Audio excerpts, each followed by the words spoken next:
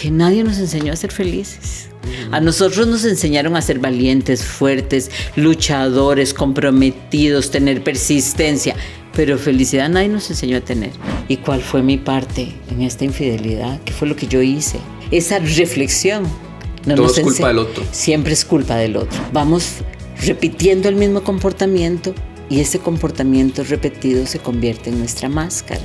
Me explico, no te enseñan a disfrutar de las pequeñas cosas y eso es parte de lo que tenemos que aprender. Tener un propósito de vida y aprender a ser felices son dos cosas que van de la mano. Hoy no estoy de humor porque entonces acostumbras a la gente que vos sos el que no fallas, el que estás bien, el exitoso, el profesional, el personaje que siempre está ahí por demás, lo que cree mi familia de mí, que entonces todo se vuelve muy agotador. El hombre está muy condicionado a resolver y a mí no me interesa que me traigas una pastilla. Lo que quiero es que me escuches cómo me siento. Si yo estoy haciendo lo que amo y me gusta y sé quién soy, sé lo que puedo hacer y sé lo que no puedo hacer. Pero lo que yo sí puedo decirle a cualquier persona y a todas, no tengan miedo. Nosotros podemos ser libres, felices, prósperos, abundantes, saludables si lo queremos. Es solamente aprender a no tener miedo.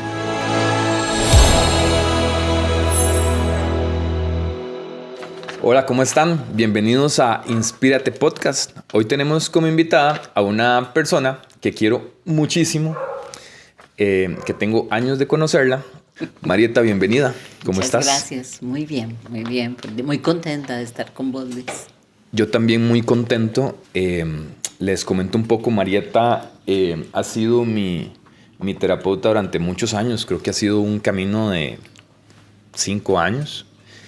Yo llego donde Marieta porque un primo me habla cercano, Juan Gabriel me habla de vos, y en el momento en que llego con Marieta, ahorita vamos a profundizar un poco, llego con una serie de máscaras o personajes que Marieta me ha ayudado a ir descubriendo, sanando y continuando desde una perspectiva de vida diferente, y ha sido totalmente transformador.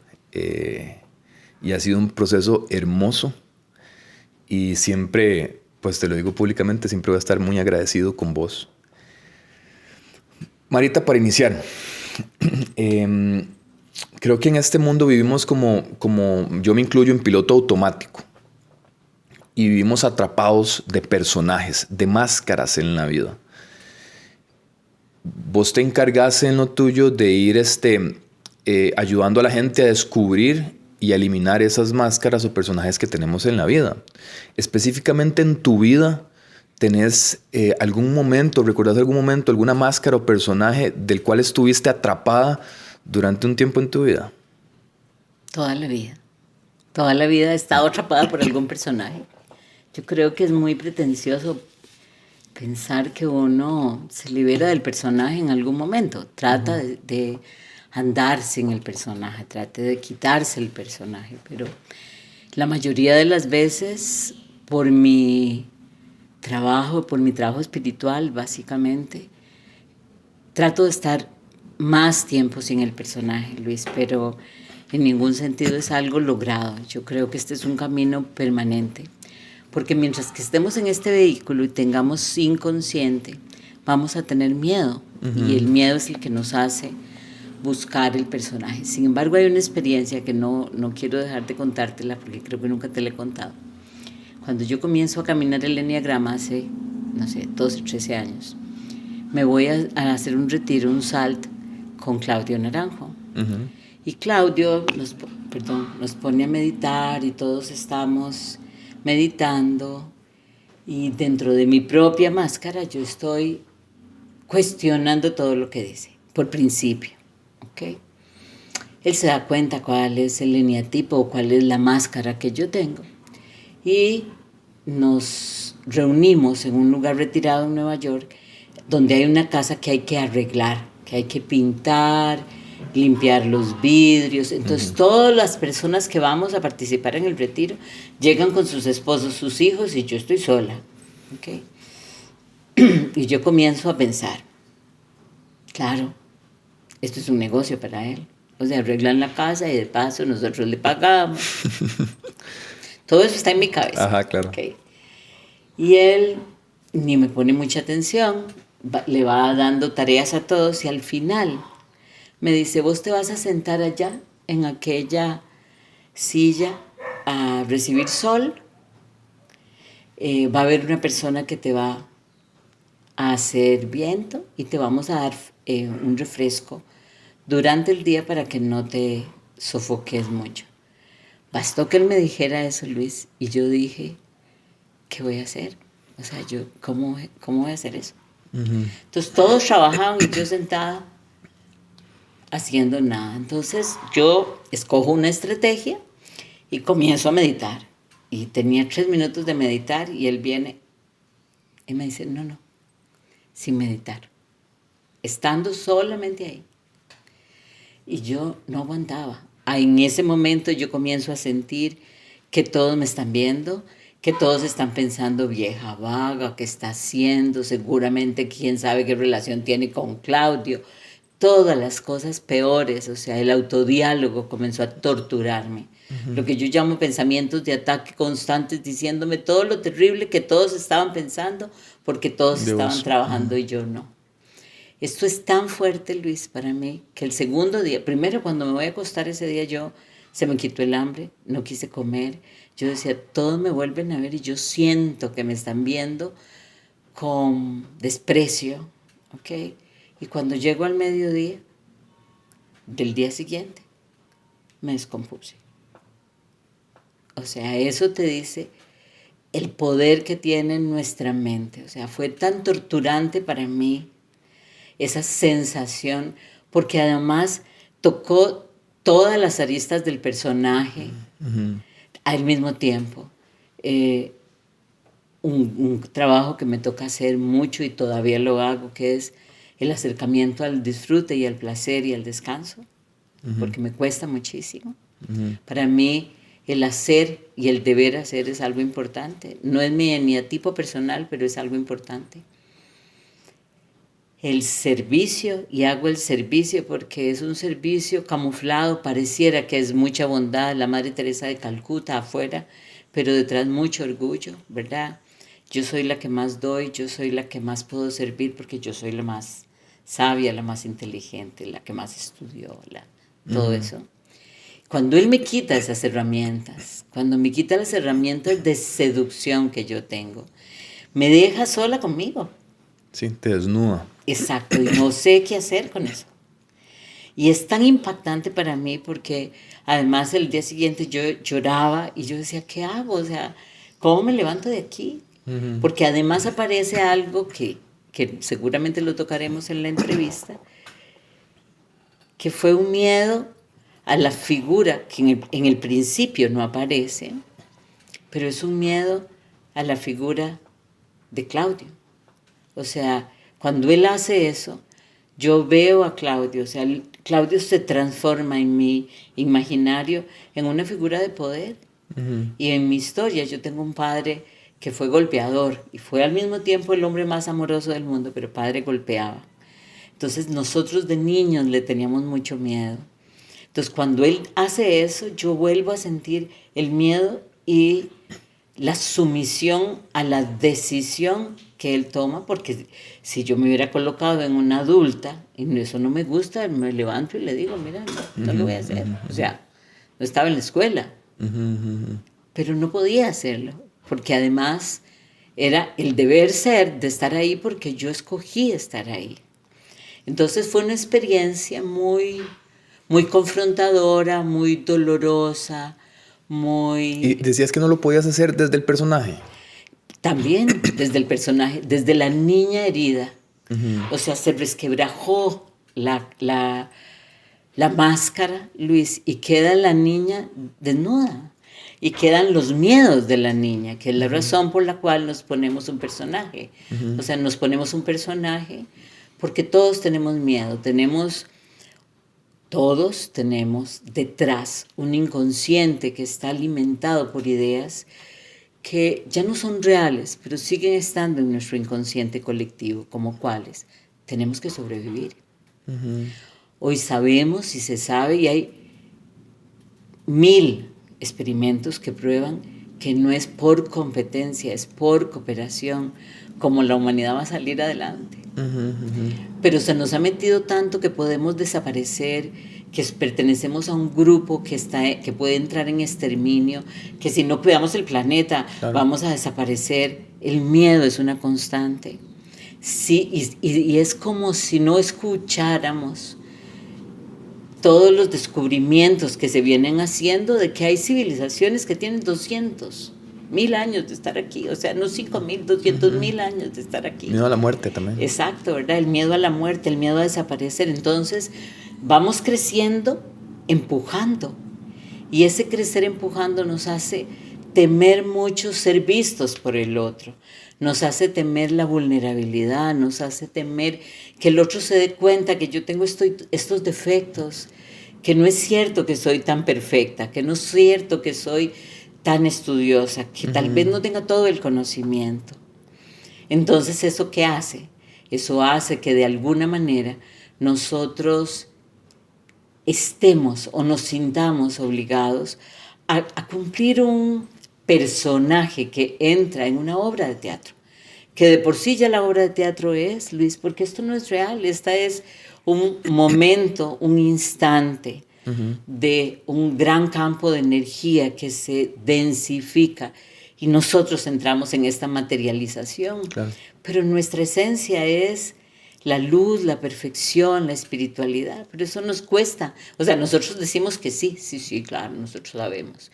Y todos somos uno, todos sabemos eso, pero no cogemos eso y lo llevamos a la práctica. No lo llevamos como a un segundo plano de conciencia con esta información. Claro, ¿por qué? Porque al final, si tiembla en este momento, yo te estoy diciendo esto, y seguramente si tiembla yo voy a mantener la calma, pero si pasa algo que a mí me dé miedo, yo te estoy diciendo esto, pero vamos a competir todos los que estamos aquí para salir por la puerta. ¿Quién sale primero? Exacto, ¿por qué? Porque el inconsciente, nosotros en el inconsciente seguimos siendo niños asustados. Y eso nos hace sostener máscaras siempre. Cuando trabajamos en esto, cuando queremos ser libres verdaderamente, estamos constantemente observándonos y vemos lo que nos pasa, lo que nos hace sentir, el miedo que nos dan ciertas cosas y entramos en un trabajo de preguntarnos qué es lo que estamos haciendo, pero es un trabajo, no es desagradable, no se tiene que sufrir, es nuestra escogencia. Pero es algo que tenemos que hacer. Y yo le llamo, bueno, yo como odontólogo lo veo como ese ejemplo de, ok, tengo un dolor de muela, entonces hay dos opciones. Me tomo la pastilla, se me quita el dolor, pero en algún momento voy a perder la muela, o voy al dentista, puedo gastar un poco más, va a requerir más tiempo. Pero va a doler un poquito más en un momento. Va a doler un poquito más en algún momento, puede ser, pero se va a sanar. Y además no voy a perder la muela. Y no voy a perder la muela. Exacto. Esto me vuela un poco la cabeza y me lleva mucho a pensar de que nosotros o muchas personas viven persiguiendo los sueños de alguien más creyendo que es de nosotros ese sueño. Y vamos escogiendo las situaciones de vida por los motivos o las razones no correctas. Te quería preguntar, yo sé que esto es otro tema para casi que otro podcast, pero ¿cómo descubro mi propósito de vida? Bueno, primero que nada, esto es como una cebolla, Luis. Descubrir el propósito de vida requiere que yo vaya dentro de mí y me descubra a mí. Estar en uno. Estar en uno, ¿ok? Entonces, esta criatura de 19 años, con quien hemos trabajado para que acepte, se empodere y decida que ella va a ir a Inglaterra, ¿ok? Porque eso es lo que ella quiere. Se sienta y le pregunto, ok, mi amor, ¿ya tomaste la decisión? Sí, ya tomé la decisión. Me voy a ir de intercambio, me voy a ir a Inglaterra. Maravilloso. ¿Y qué te detiene? ¿Por qué no has llenado los documentos? Es que me da miedo. ¿Y por qué te da miedo? Porque me pueden secuestrar. Digo, te pueden secuestrar en cualquier parte del mundo, porque te van a secuestrar preferiblemente en Inglaterra, le pregunto a ella. Y entonces me dice, no sé, es que mi papá dice que me pueden secuestrar y violar. No, hombre, ¿de verdad? Pero vas a ir a una casa de familia, mi amor. Ya vos saliste del colegio y vas a volver a ir al colegio en Inglaterra para hacer eso. Sí, pero es una pérdida de tiempo. Es una pérdida de tiempo porque yo podría estar entrando al TEC aquí y ya comenzar mi carrera universitaria. Y yo no sé si mejor le hago caso a mi papá y me espero 4 años para estudiar, para poder irme a Inglaterra o tal vez a Alemania o a Italia sea mejor. Entonces yo le digo, ¿qué querés vos? Ya estudiaste, ya tenés tu profesión, tenés dinero.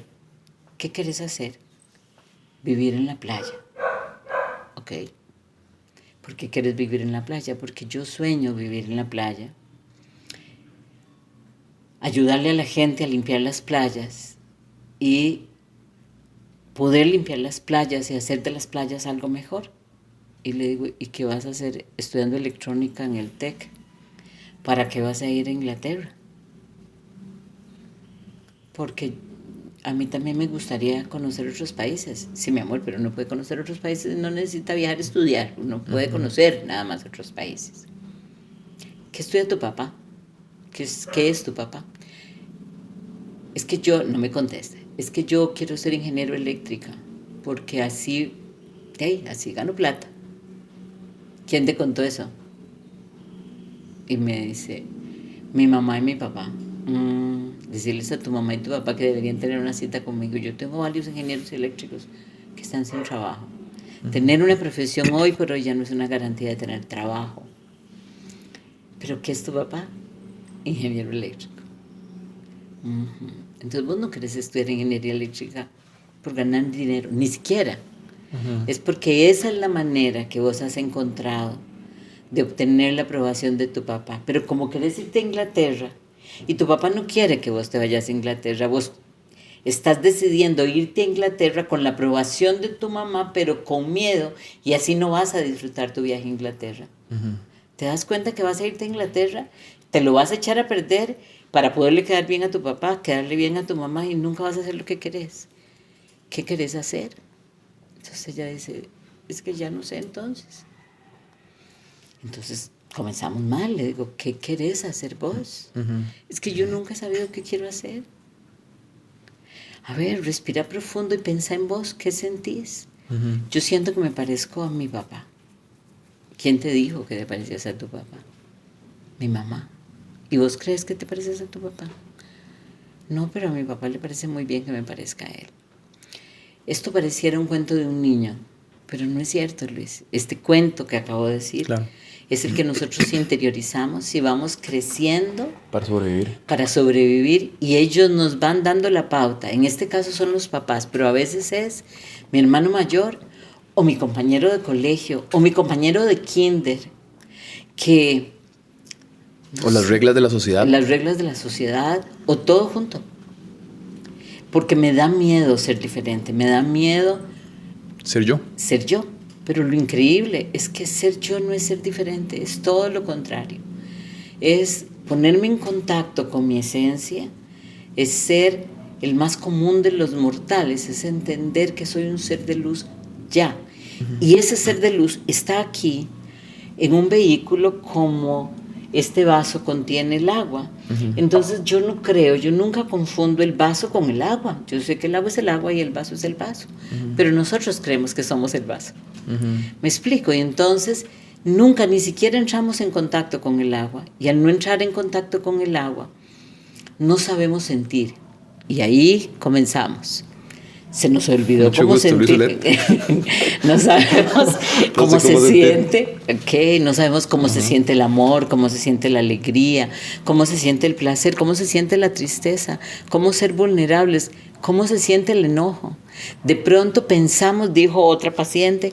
Pensamos que sí sabemos, ese es el tema, ¿verdad? Y pensamos que cuando estamos pensando en el sentimiento, estamos sintiendo. Y no es cierto, estamos pensando. Y nos enojamos y decimos, es que, dijo una paciente, yo soy de mecha corta. ¿Qué quiere decir eso? Que por cualquier cosa reacciono. Eso no es de ser de mecha corta, eso quiere decir que andas con el miedo a flor de piel. Entonces no es ir a lo que tenés es miedo.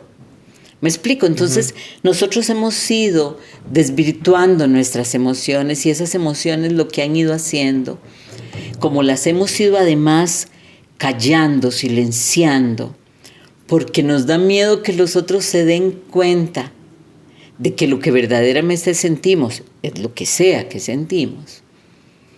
Entonces, ¿qué pasa? Vamos repitiendo el mismo comportamiento y ese comportamiento repetido se convierte en nuestra máscara. Y no hay edad para dejar de hacer eso. La semana pasada tuve un hombre que me habían dicho, fue muy interesante, porque vinieron los hijos, vino la esposa, vino el hermano. Venían muy asustados ellos y me dijeron, te han recomendado mucho, pero quisimos venir a decirte que tengas cuidado, que seguramente se va a levantar, es una persona muy malcriada, habla muy feo, no te va a golpear ni nada de esas cosas, pero puede tirar las cosas, es furioso, podría venir alcoholizado, ¿ok? Bueno, lo vamos a amarrar. Exacto. Bueno, el hombre llega, me dice, y hay temas que no se pueden hablar, de este y de este. Uh-huh. Okay. No le puedes preguntar porque puede gritar, te puede hacer pasar una vergüenza frente a tus otros pacientes. Okay. El hombre entra, se sienta, nos saludamos y yo le digo, ¿va a apagar el teléfono? Porque estaba apagando el teléfono. Me dijo, sí, porque no quiero que nadie me interrumpa. Yo nunca he venido a estas carajadas. Uh-huh. ¿Qué tengo que decir? ¿Quejarme de alguien? No, háblame de lo que quieras, porque viniste primero. Entonces él me cuenta la razón por la que viene. Y comienza a hablarme de todo lo que no me iba a hablar. Y hablamos 1 hora 45 minutos. Y cuando él se va me dice, quiero darte un abrazo. Ok, tenés una vibra brillante. Ah, gracias, le dije yo. Cuando salimos, estaban los hijos, la esposa, y todo el mundo fuera. A la expectativa. A la expectativa. Y yo decía, qué curioso, porque yo no encontré nunca en él el hombre que los otros estaban viendo. Uh-huh. Pero te lo juro que yo buscaba y yo decía, no puede ser que estén tan equivocados. O sea, en algún lugar tiene que estar él. Ese hombre tiene que estar. Y esa es la segunda parte.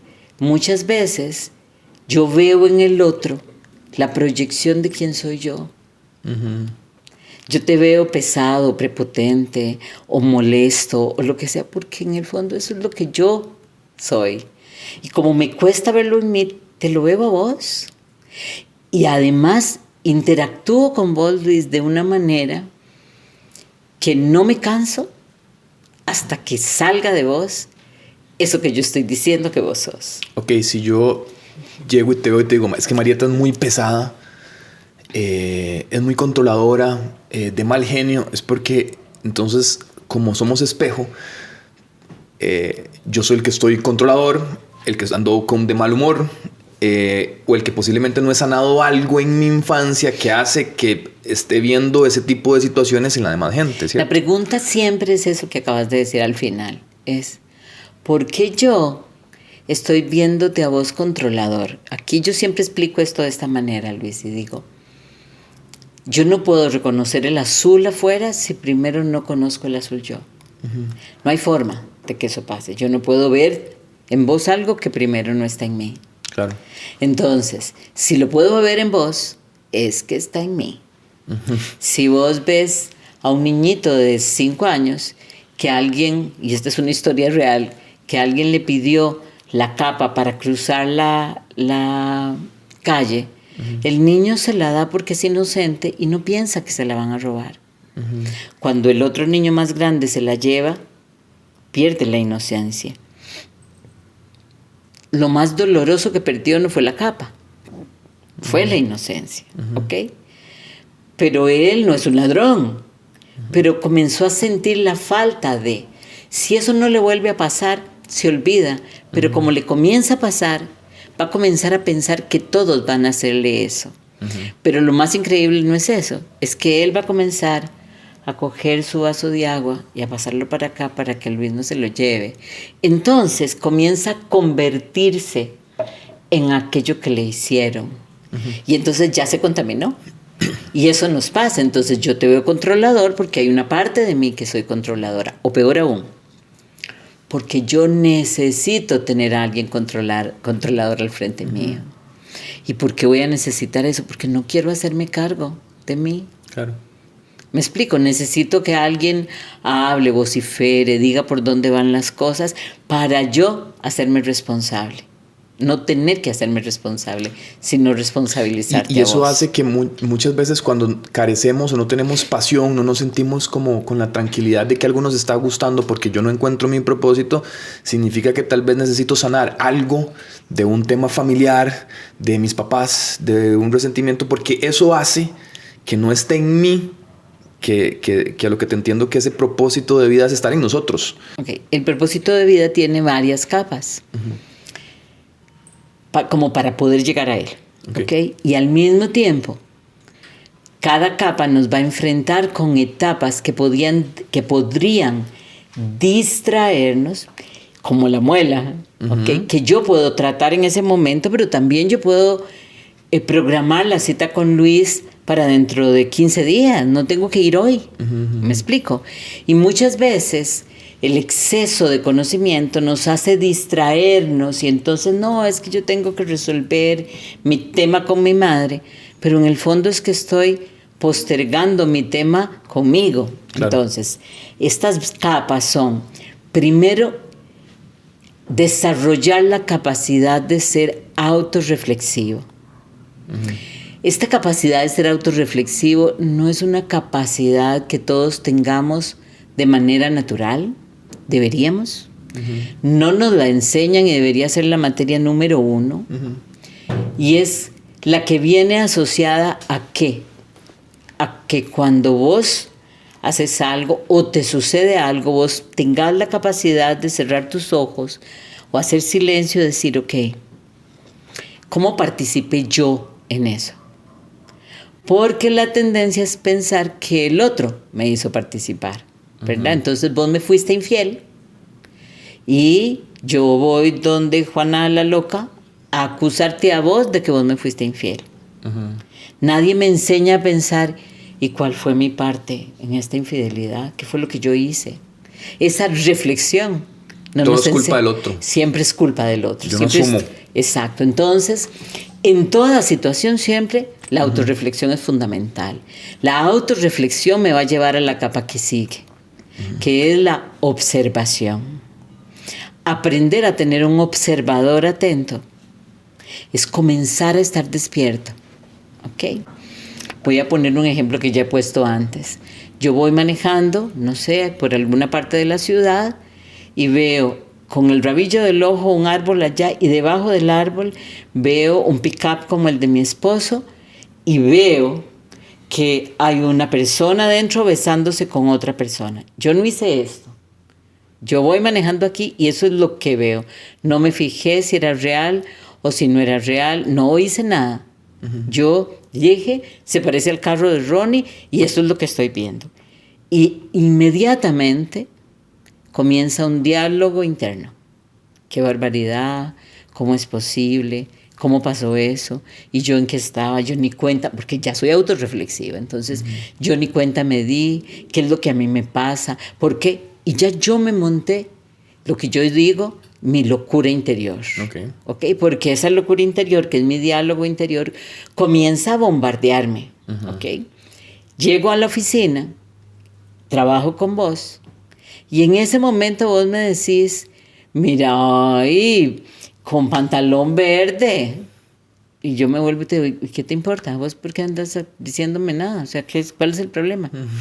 Y vos ni entendés por qué estoy reaccionando así. Eso se llama una proyección, ¿ok? Pero durante todo el día, Luis, si vos además reaccionas mal y me decís, mira, ¿qué te pasa? O peor si venís y me preguntas, ¿te pasó algo? Yo te voy a decir, fíjate que vi a Ronnie. Y ya cuento el cuento. Y voy a comenzar a enloquecer durante el día y llego a la casa en la noche. Y además digo, no le voy a decir nada.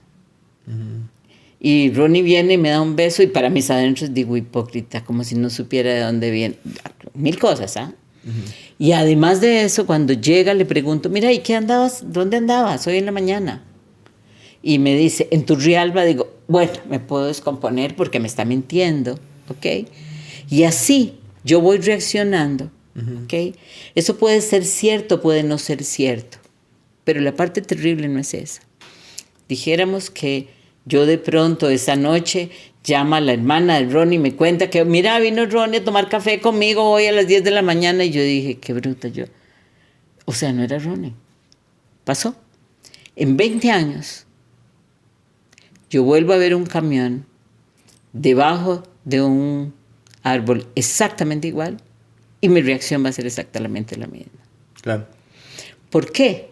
Porque como no he aprendido a observarme ni a reflexionar, no deshice la creación que yo solita hice y lo convertí en información que para el inconsciente da lo mismo, es real, siempre es real. El inconsciente no clasifica y dice, esto no es real. Si yo estoy reaccionando, si estoy teniendo pensamientos y teniendo emociones, el inconsciente dice es real. Y además va a ir buscando situaciones que me van a ir confrontando con eso y me van a ir haciendo pensar, los hombres siempre son infieles. ¿Ok? Entonces, la observación es la capacidad que yo tengo que desarrollar de ver qué es de lo que yo observo real y qué no es, qué es mío, qué pasó por mi tamiz, qué es lo que yo me inventé, cuál es el cuento que la loca me contó. ¿Me explico? Y esas son las dos primeras. Y la tercera es, yo le digo la compasión. ¿Por qué la compasión? Porque es entender, Luis, que todos tenemos dentro, como comenzamos hablando,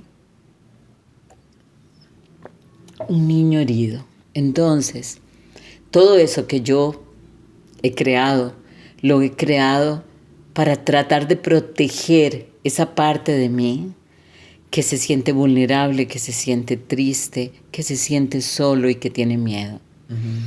Y he tratado de ponerle todas las protecciones. La cuarta etapa, que para mí es la más hermosa, es cuando vos aceptás a esa parte tuya que es vulnerable, entendés que tenés que reflexionar, que ser observadora, que aprender a discernir qué es real y qué es no. Y cuando eso comienza a pasar permanentemente, de pronto comenzás a encontrar qué es lo que verdaderamente te gusta, qué es lo que te apasiona. De pronto decís, mira, yo estaba yendo a trabajar y hacía esto y creía que eso era lo que me gustaba, pero no. A mí me gusta hacer podcast, me gusta hacer de esto. Yo no estoy diciendo que ser odontólogo no me gusta, pero me apasiona esto. Claro. Entonces es diferente. Entonces, para el propósito de vida, yo inevitablemente tengo que llegar a ese punto. Pero como te das cuenta, y por eso fue que te lo conté, si yo hago este camino, puedo distraerme, porque cuando veo el pick-up debajo del árbol, puedo decir, sí, pero es que en realidad mi papá engañó a mi mamá o mi tío engañó a mi tía y entonces y me puedo desviar. Entonces, a veces es importante ese desvío, a veces es fundamental ir y decir, no, esto lo tengo que resolver primero, porque si yo no lo resuelvo primero, no voy a tener la capacidad de alegrarme, de disfrutar lo que hago. Y te pongo el caso de lo que te hablaba antes. Yo he tenido claro mi propósito de vida siempre, y siempre he dicho que soy una dichosa por eso. Pero como tengo dentro de mi máscara esta tendencia a volverlo todo una obligación, un deber, porque tengo un tema con el placer. Entonces, mi gran trabajo no es el propósito, es aprender a quitarle el deber, darle flexibilidad y aprender a disfrutarlo. ¿Me explico? ¿Y por qué es eso? Bueno, porque en mi primera infancia, siendo una niñita, todas las cosas tenían que hacerse correctamente. Siempre digo, íbamos a la escuela y no nos devolvían de la escuela. No nos permitían quedarnos en casa, sino nos devolvían de la escuela con temperatura. O sea, y perdona que te interrumpa. Nos cuesta mucho disfrutar porque muchas veces sentimos que vamos contracorriente siempre. Entonces, ¿cómo hacemos para soltar y aprender a recibir? Nos cuesta disfrutar porque además vivimos en una sociedad que de manera permanente fomenta el sufrimiento. Desde las canciones, Sin ti mi vida es nada, ¿ok? Ok. Voy a... no Te sé quedó el qué- grande la yegua. Exacto. ¿Cómo se llama? Voy a perder la cabeza sin tu amor. O sea, todas Sin ti no estas... soy nada. Exacto. Todas las novelas turcas, venezolanas, brasileñas o cualquiera de todas las otras, yo creo que esto ahí. Entonces, ¿qué sucede? Esto lo que hace es que en mi inconsciente yo entiendo que el sufrimiento es como parte fundamental de mi vida. Es que yo tengo que sufrir mucho. ¿Me explico? Entonces, de pronto, sentirte feliz es casi como un pecado. Eso es lo primero que necesitas entender. Y lo segundo es que nadie nos enseñó a ser felices. A nosotros nos enseñaron a ser valientes, fuertes, luchadores, comprometidos, tener persistencia, pero felicidad nadie nos enseñó a tener. Entonces de pronto estás un sábado en la tarde acostado en un sillón con una tarde divina, con los perros a la par tuya, haciéndoles cariño, de pronto decís, qué raro, no pasa nada. ¿Será que yo estoy mal? ¿Será que va a pasar algo en cualquier ¿Será momento? que exactamente va a pasar algo, verdad? Nadie te enseña eso. Y entonces te callas esos momentos y no disfrutas de esos momentos, porque además te sentís mediocre. Porque la persona exitosa, ¿qué hace? Va detrás del dinero, la plata, los negocios. Si vos te conformaste con ese sábado en la tarde y un té delicioso en un frito riquísimo, de pronto decís, ay, qué torta, ¿será que ya yo perdí el brillo? Que ya no tengo entusiasmo. Me explico, no te enseñan a disfrutar de las pequeñas cosas. Y eso es parte de lo que tenemos que aprender. Tener un propósito de vida y aprender a ser felices son dos cosas que van de la mano. Porque tener un propósito de vida, y esto se los digo por experiencia, y siempre pongo a la pobre mujer de ejemplo, y es la Madre Teresa de Calcuta.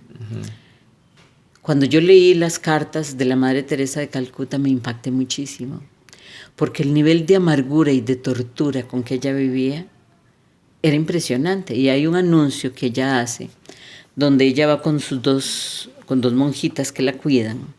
Como ella es tan bajita y está ya muy mayor y hay un niño en el suelo, ella le cuesta agacharse y ella se agacha a coger a ese niño y una de las monjitas la ayuda. Si vos vieras la expresión de su cara, Luis, y cómo ella le mete el codo a la monjita, te das cuenta que solo con el propósito de vida no es suficiente.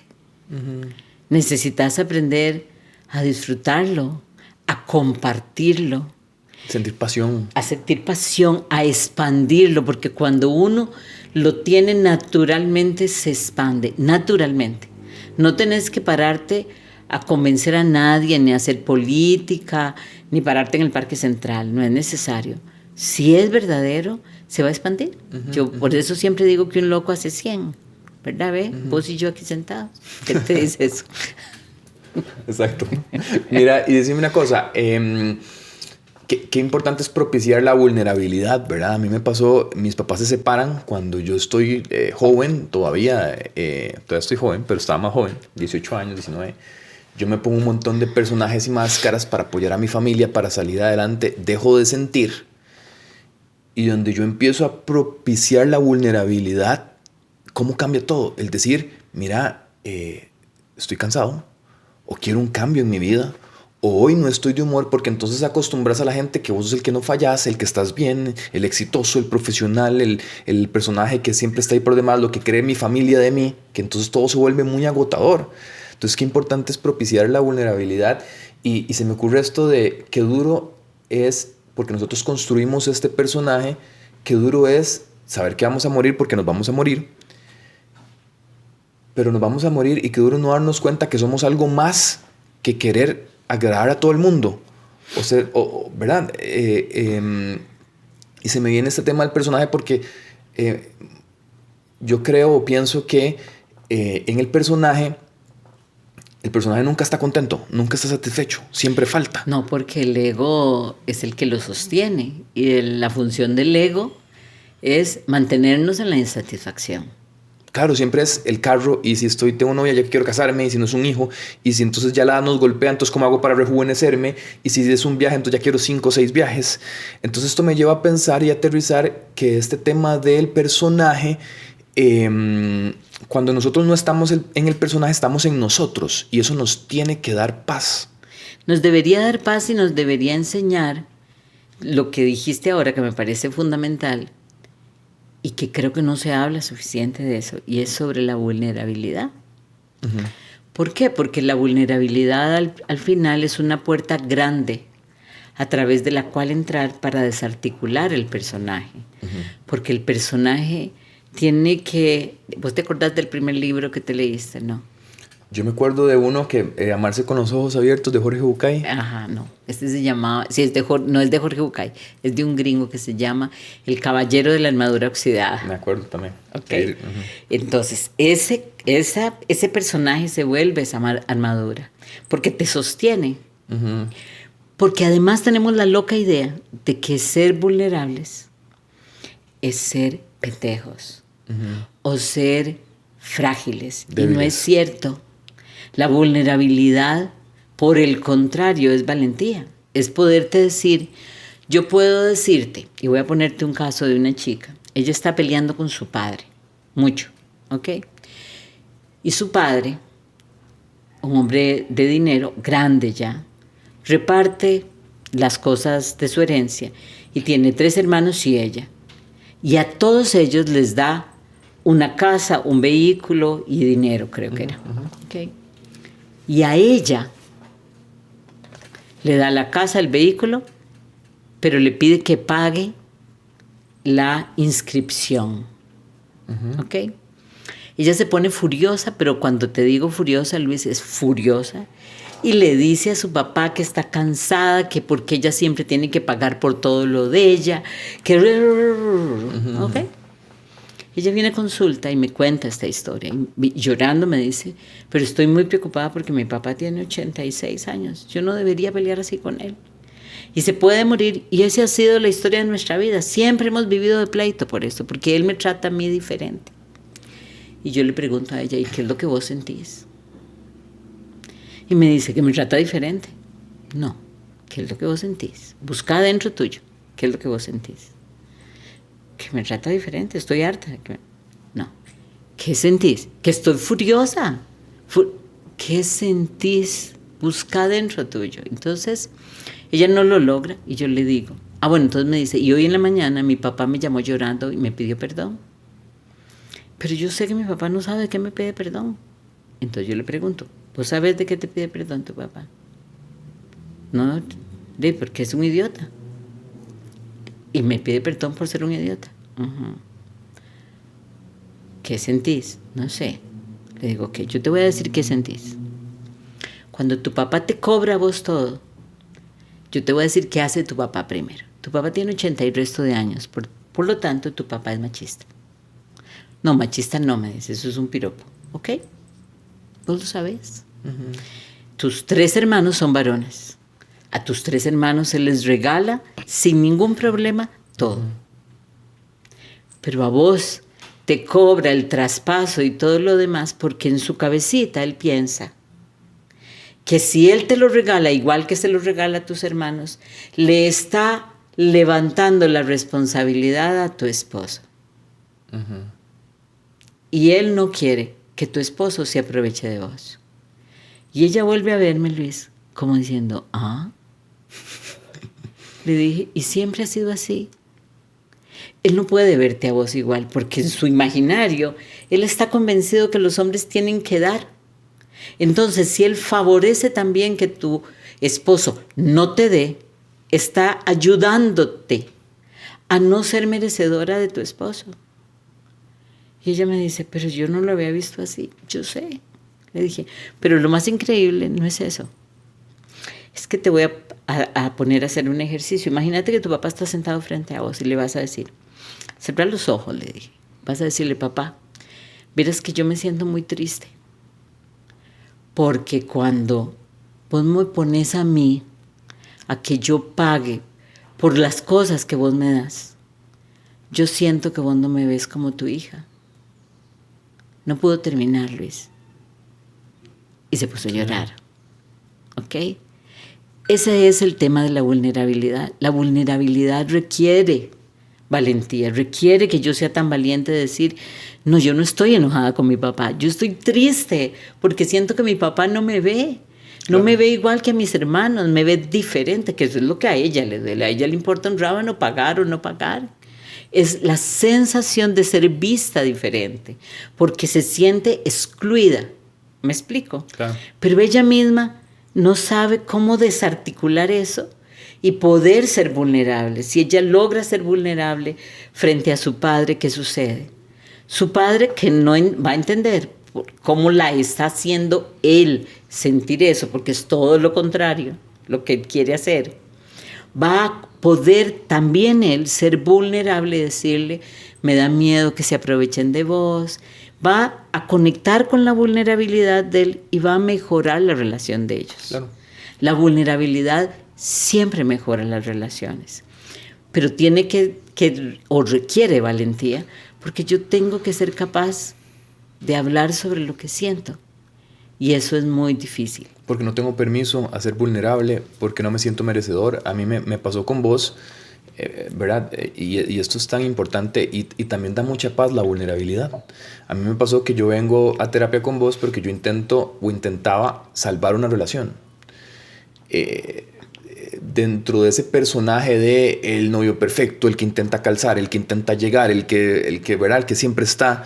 Y donde yo no lo logro, yo no tengo esa capacidad de comunicación, que ahorita vamos a hablar de eso, de decir, mira, mi miedo es esto, tengo miedo que te vayas por no ser la persona perfecta para vos, y también inicio con vos un proceso de descubrirme, decir, ¿qué siento?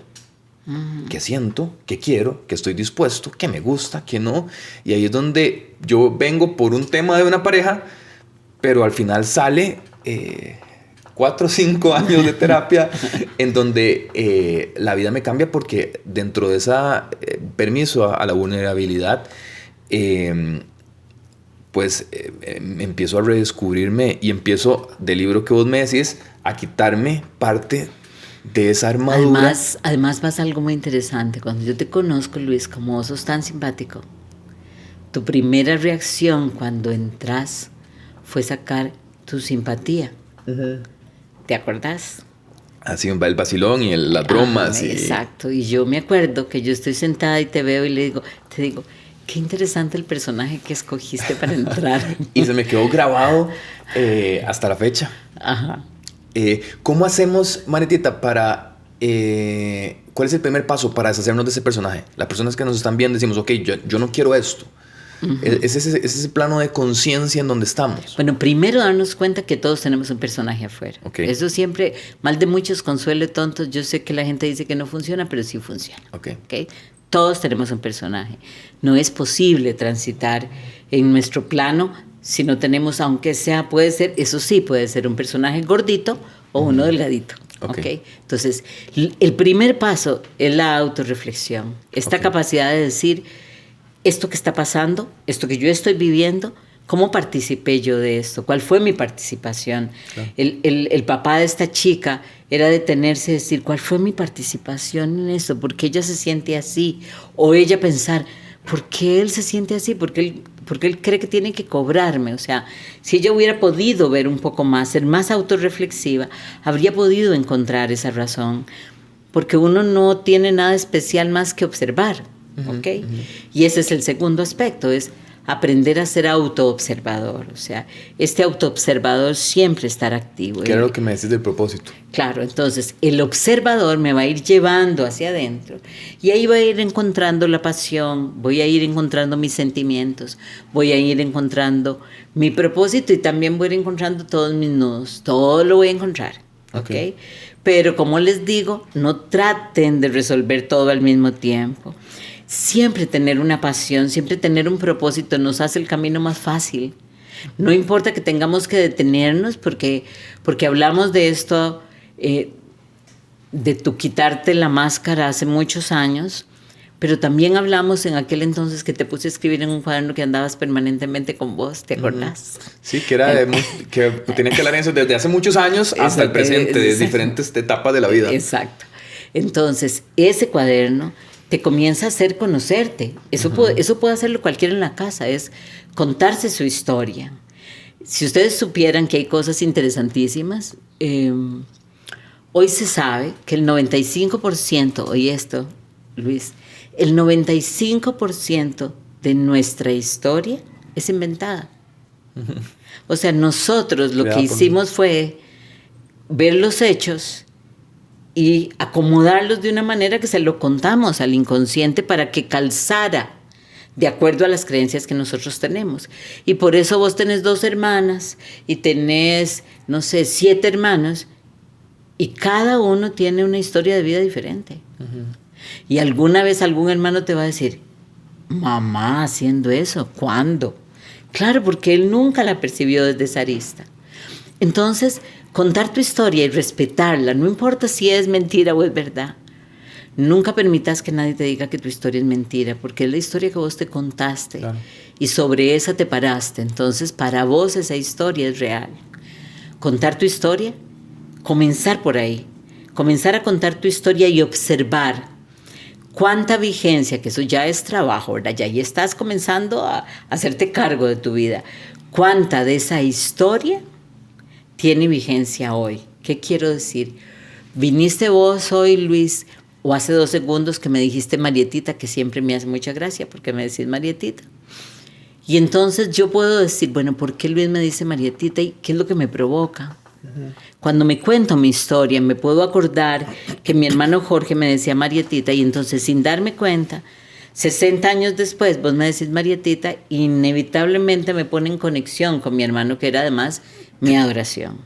Y hace que sienta calorcito en mi corazón. Ese tipo de cosas son las cosas que tengo que comenzar a aprender a observar. Porque es muy lindo con Marietita, pero resulta que cuando me hablaste un poquito, con un tono un poquito alto, o cuando apareció Claudio Naranjo, no fue a Jorge, mi hermano, al que me recordó. Claro. ¿Me explico? Entonces, tengo que comenzar a ir uniendo esos puntos y decir, ya entiendo por qué a mi jefe le tengo tanto miedo. No tiene que ver mi jefe, tiene que ver mi historia. Y entonces comienzo a darme cuenta de eso y de pronto ya no le tengo miedo a mi jefe. O sea, como que... Entiendo que es mi historia, que no es mi jefe. Exacto. Y entonces, es lo que yo me estoy contando por mi jefe. Exacto. Que me pasó hace 15 o 10 exacto. años. ¿Y qué es lo que pasa? Que entonces mi historia va ocupando su lugar. Y cuando comienza a ocupar su lugar, comienzo a ver cómo el propósito comienza a florecer. Para haber podido llegar ahí tengo que haber sido vulnerable, como mínimo conmigo. Tengo que haberme parado frente a mí y decir, wow, es que yo me trato así, así, así, así. Y también, Marieta... No me quites el Marietita, no seas así. Intenté, es que siempre es Marietita, y intenté yo Marieta para el podcast. Pero ya uno empieza a ser vulnerable en el podcast y ya es Marietita. La comunicación también. Qué importante es la comunicación, porque nosotros a veces no transmitimos. Cuando llega el paciente a la consulta mía, yo le digo, bueno, ¿qué es lo que te gustaría? Porque el paciente, o cuando yo voy a construir una casa y hablo con el arquitecto, muchas veces es lo que el arquitecto quiera para mí. No, ¿qué es lo que yo quiero para mi casa? ¿Cómo es ese diálogo, verdad, interno, para yo hablarme desde la observación, pero también para comunicarme con mi pareja y decir, mira, tengo miedo de esto, tengo miedo de perderla, quiero construir, pero sufrí de abandono cuando era joven y me da miedo perderte, pero me da miedo el matrimonio, por ejemplo. Y haces eso, y hacemos ¿qué? Estas 3 cosas, ¿qué quiero decir? Vos podés decirle a ella, mira, yo creo que tengo miedo a perderte, creo. O sea, por lo menos la sensación que me da aquí es que siento que si vos me percibís vulnerable, como me estoy poniendo en este momento, me podés abandonar. Y siento que si te vas me voy a sentir muy mal. Eso es lo que yo creo que siento. No sé si es cierto, pero por lo menos eso es lo que hoy siento, ¿ok?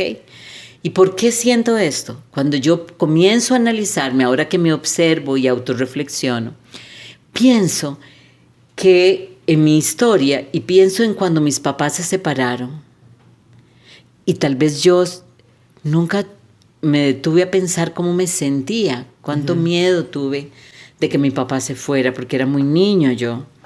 Y que mi papá se fuera significaba que yo perdía una seguridad, que me daba miedo mi mamá, Claro. que además me daba miedo que yo tuviera que hacerme cargo de mi mamá o de mis hermanas. Mucho gusto, Luis Ule.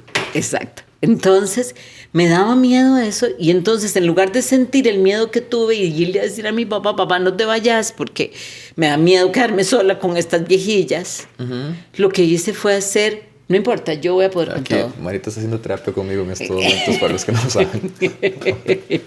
Entonces yo hago y digo, ok, no, yo puedo con todo esto, ok. Pero creí en mi loca cabeza que yo le puse cemento a eso y que nunca lo iba a sentir.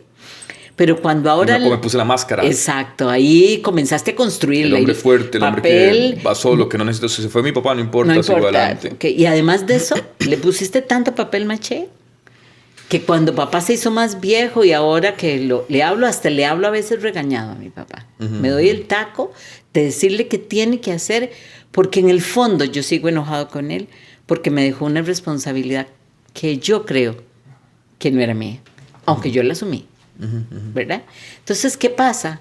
Cuando ella se va,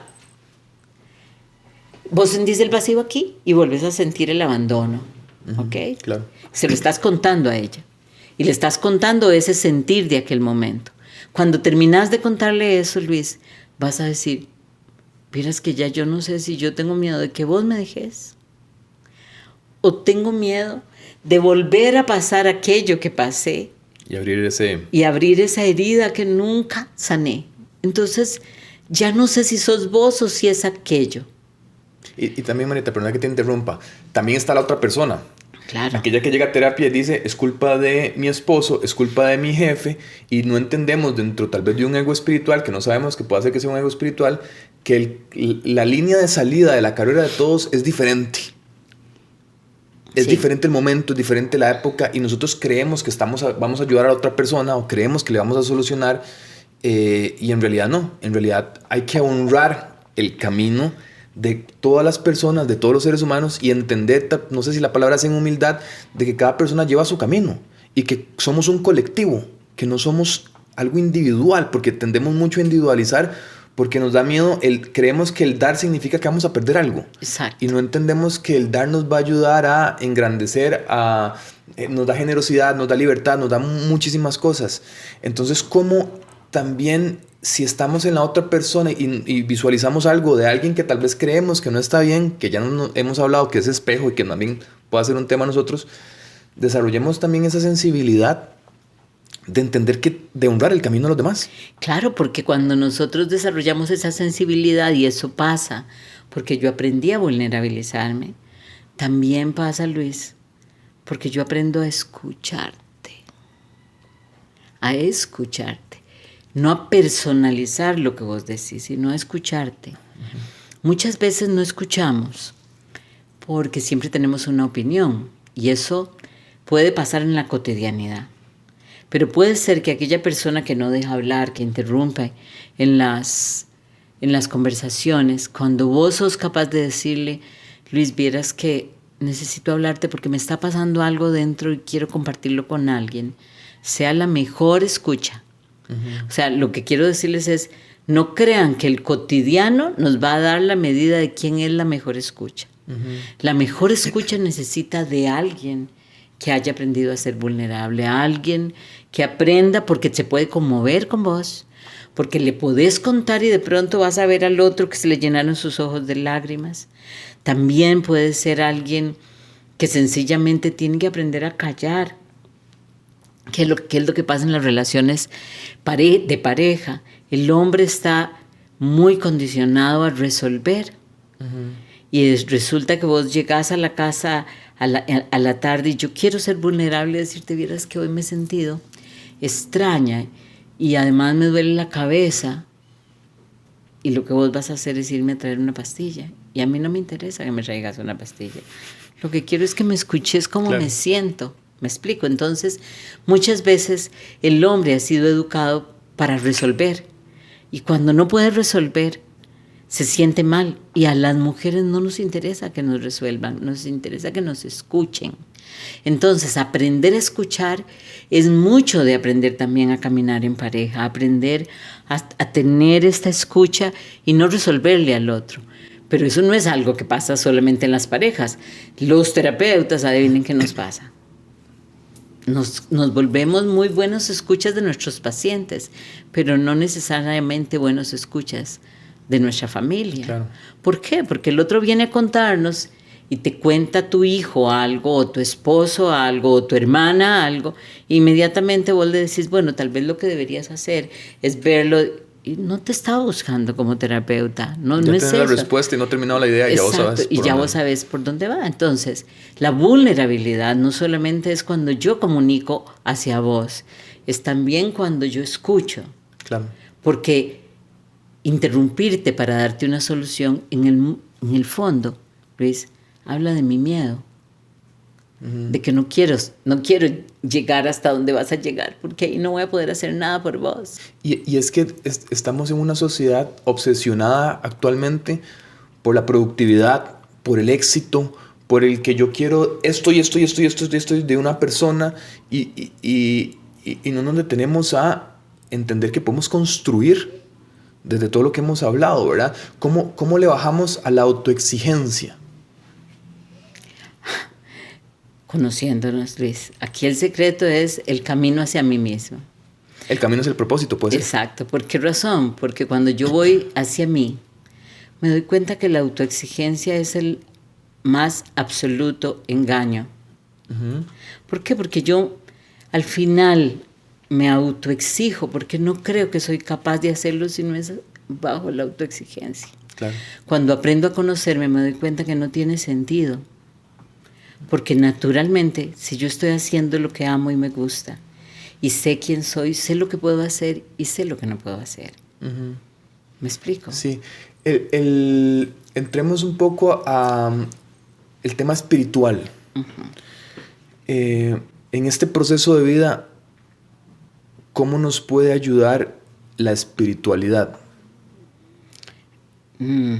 Buscaste un mal punto de referencia, Uh-huh. porque para mí es mi existencia. O sea, yo creo, Luis, que si uno hace todo esto meramente desde la razón, Okay. no lo logras. Okay. Te envolves, te enreda, la razón tiene muchas aristas Okay. y muchos vestidos. El ego tiene muchos vestidos que te vuelven a engancharte. Claro. Estamos aquí por ego. Exacto, que todo lo hacemos por ego. Entonces, ojo, y no es que el ego espiritual no exista, todo lo contrario, es terrible. ¿Qué prácticas? Porque en ese modo alerta del piloto automático que te decía, de la máscara, que vamos pum, pum, pum, rápido, acelerados, ahí no aprendemos. Ocupamos estar en nosotros. Ocupamos detenernos, llegar a ese plano de conciencia, no de, ok, observo, tengo esto, pero yo ocupo otro plano de conciencia para seguir avanzando y seguir evolucionando y creciendo. Vos me has ayudado muchísimo con las respiraciones, los libros, la naturaleza, las visualizaciones y las meditaciones. Háblanos un poquitito de eso. Ok, vamos a ver, son cosas diferentes, Claro. pero las prácticas diarias yo creo... Es para que la gente empiece también en la casa a estar en ellos. Exacto. Esto tiene como aristas interesantes.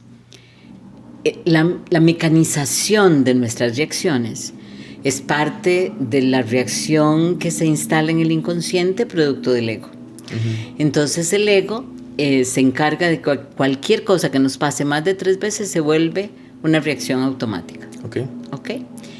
Deshacer o desprogramar una reacción automática requiere un proceso. Okay. Los ejercicios de respiración, y eso es algo tan simple como dedicarte 2 minutos a respirar. Inhalar, exhalar, y exhalar, sostener. Varias repeticiones. Exacto.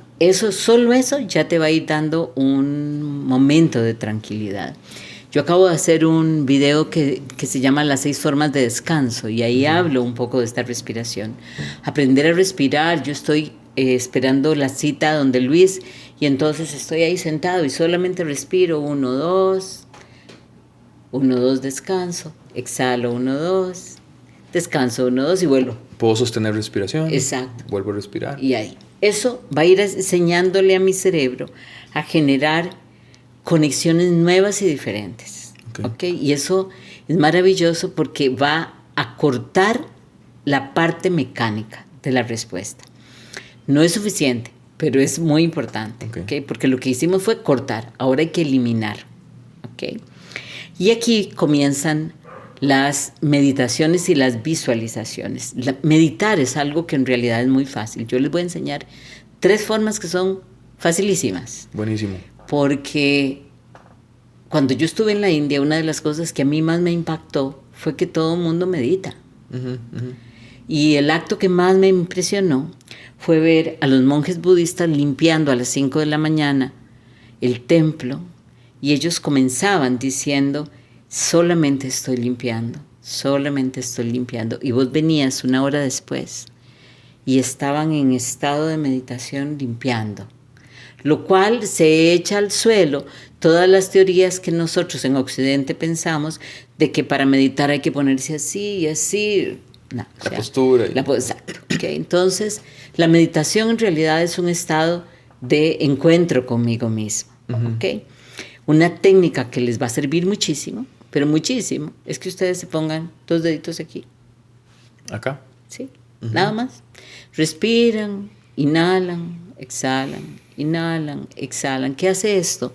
Esto distrae al cerebro y hace que la mente, que no es virtual, que es virtual, no física, no sabe cómo generar pensamientos e ideas. Entonces, la sensación de los 2 dedos aquí te distrae tanto como para que no tengas pensamientos y solamente puedas sentir inhalar y exhalar. Esa es la primera. Y esa es veloz, ¿ok? Porque entonces 1 minuto al día, 1 minuto, ya 2 minutos es el lujo y 5 ya son meditadores, ¿ok? 1 minuto aquí haciendo esto, ya van a comenzar a meditar. ¿Qué pasa? La meditación los va a conectar con la autorreflexión, con la observación de manera constante. O sea, el buen meditador sabe y entiende que va para adentro, que sabe cómo ir adentro.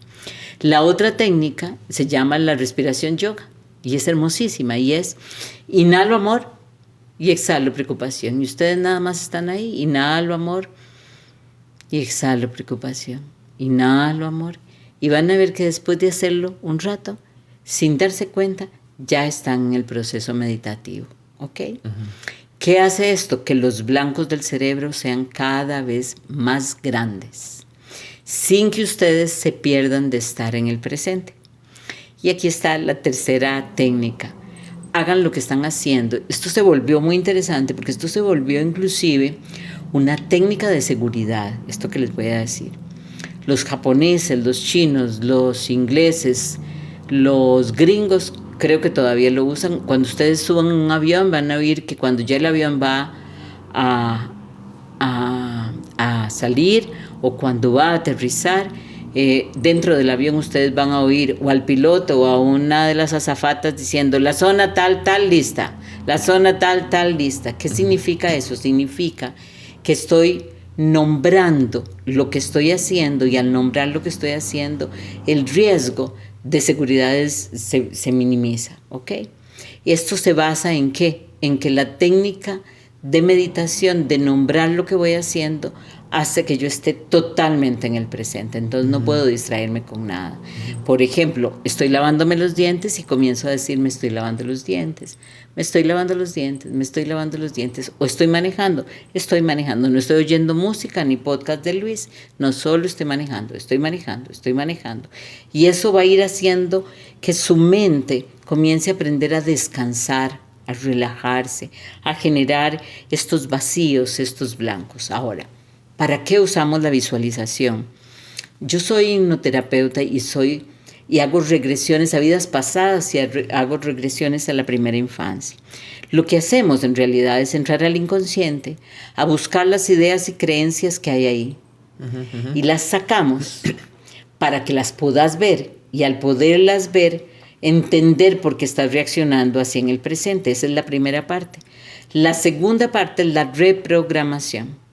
En estado hipnótico, que no es nada complicado, es mantener sus ojos cerrados y girar sus ojos como si ustedes hicieran esto y cerraran sus ojos. Sus ojos van a estar viendo aquí.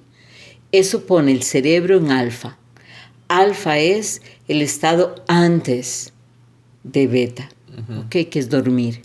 Ese es el estado más receptivo y es donde el inconsciente se conecta con el consciente. Entonces, entran en ese estado y ustedes van a poder sacar aquello y pueden imaginarse cosas. Por ejemplo, encuentran, yo hago una práctica que creo que esa nunca te la he puesto, y es, antes de dormir, imagínese a usted mismo de niño en situaciones agradables.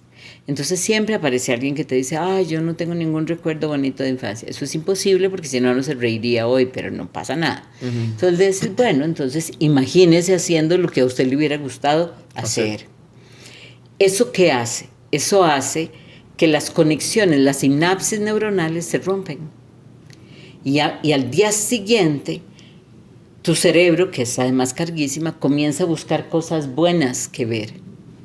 Y al comenzar a buscar cosas buenas o bonitas que ver, comienza a hacer nuevas conexiones neuronales en base al pensamiento que generaste antes de dormir. Si además de eso vos grabás una visualización y decís, me veo en la playa, estoy relajado, me voy a ver descansar, me siento bien, me siento muy tranquilo porque yo soy una persona que puede hablar en público, me veo hablando en público, qué bien te ves, Luisa. Esa visualización, ponerla en tu mente antes de dormir, lo que va a comenzar a hacer es reprogramar. Ustedes son muy jóvenes, todos los que están aquí. Yo no. Entonces yo viví la época del cassette, cuando uno solo tenía cassette. Yo también el cassette. Okay. ¿Cómo se desgrababan los cassettes?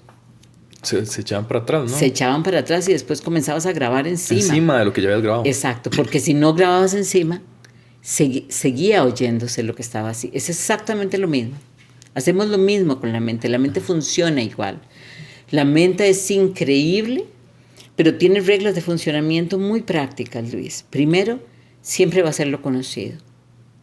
Entonces tenemos que aprender a hacer que la mente vea conocido lo que es desconocido. La felicidad, el bienestar, el propósito, el entusiasmo.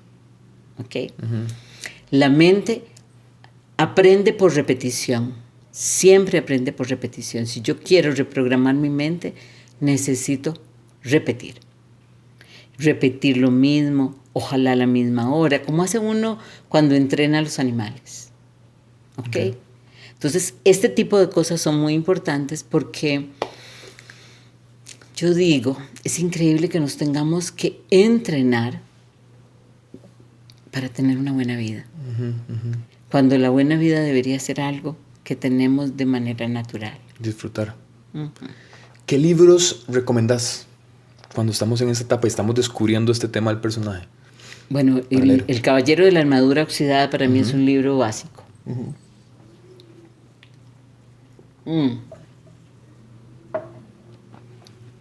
Las hojas de ruta de Jorge Bucay, El camino de la autodependencia, El camino de las lágrimas. De todo Jorge Bucay. Todo Jorge Bucay. Y hay un libro que se llama Hojas de Ruta que tiene los cuatro libros, que es El camino de la autodependencia, El camino de las lágrimas, El camino del encuentro y El camino de la felicidad. La mayoría de la gente no llega al camino de la felicidad.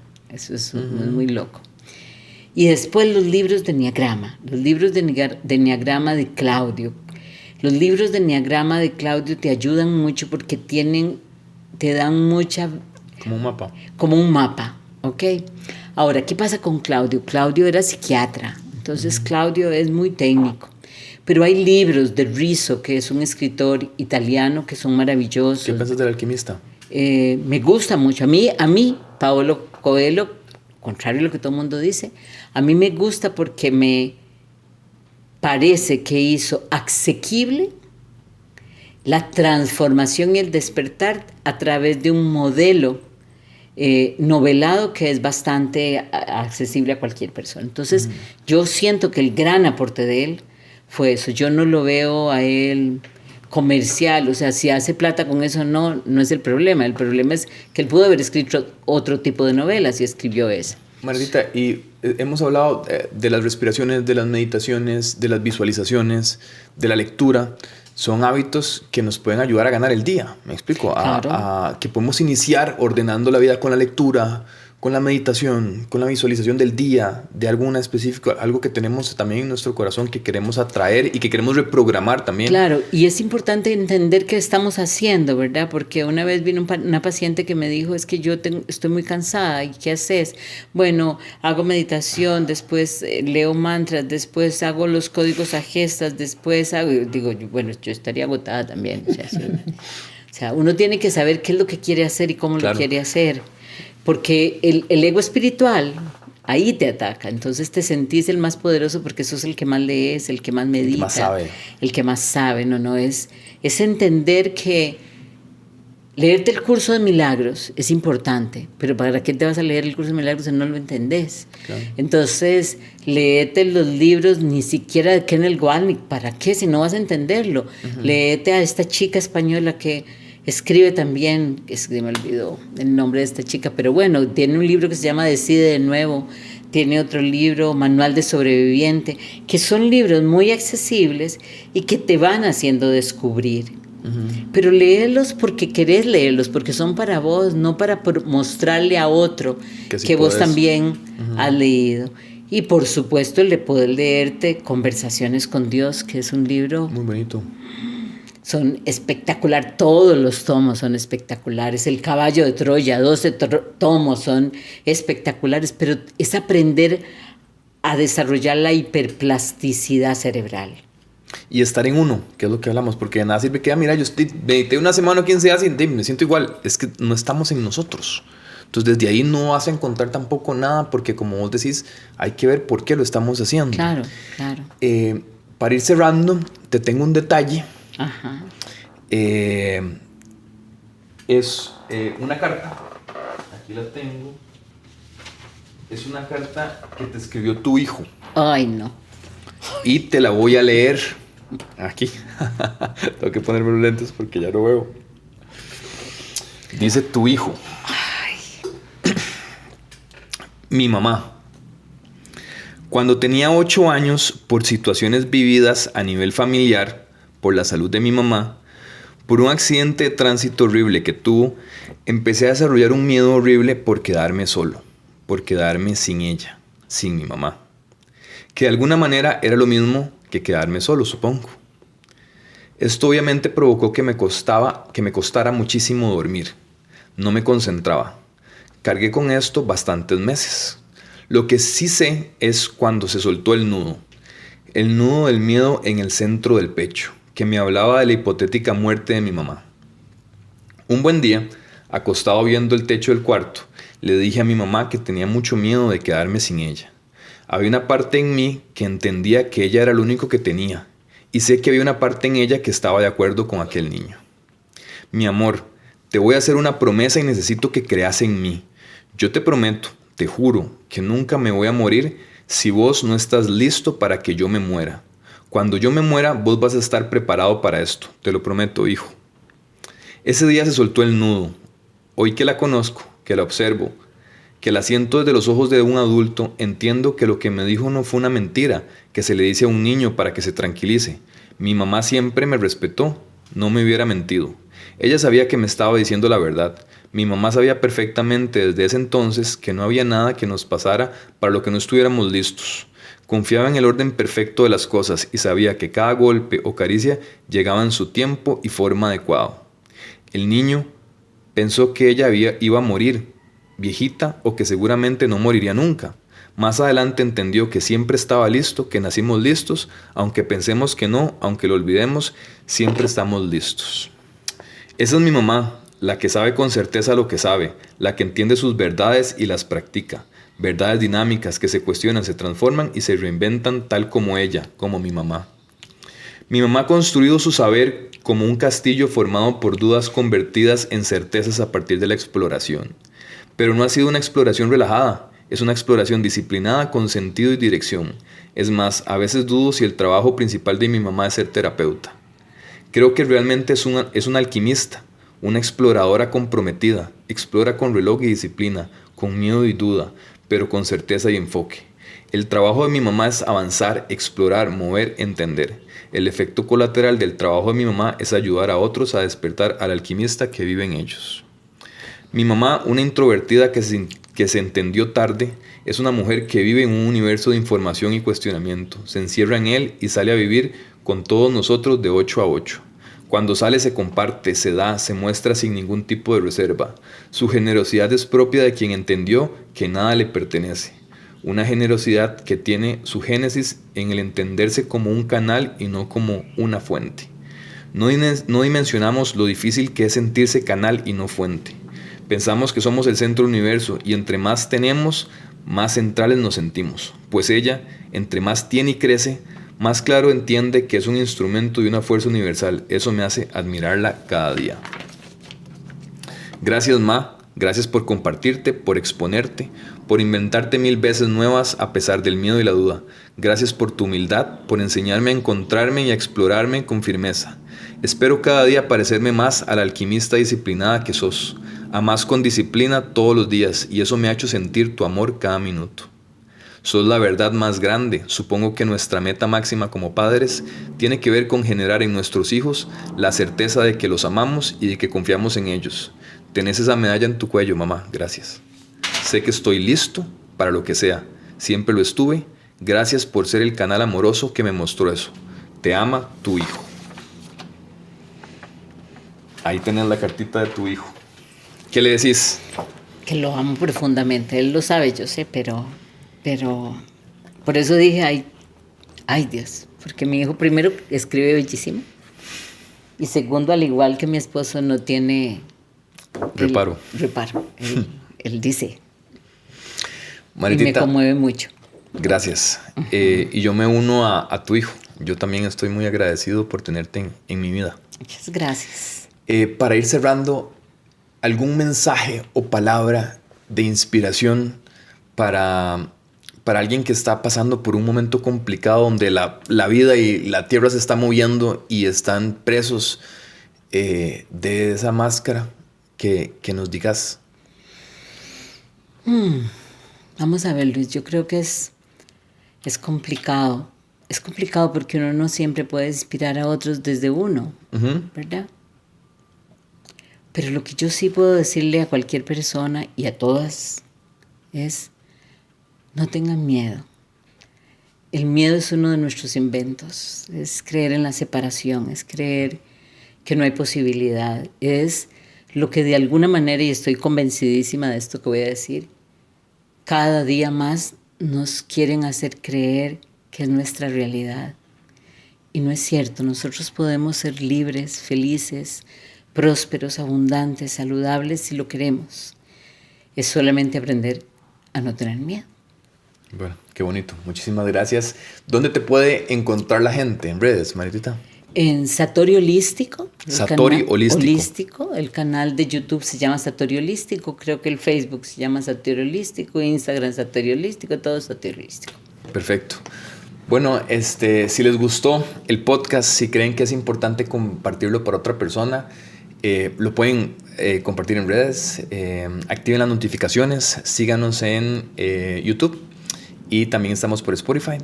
Muchísimas gracias y hasta la próxima.